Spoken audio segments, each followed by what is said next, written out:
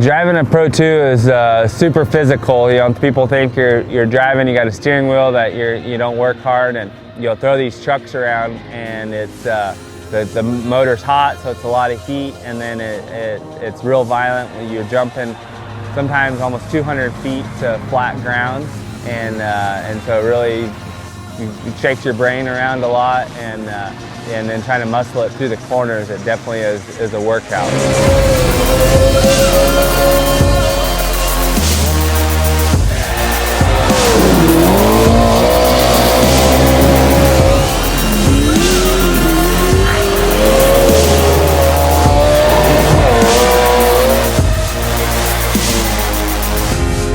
Danny Ebberts here with Honeydew Racing, driving the number 41 Pro 2, 37 years old, from Menifee, California.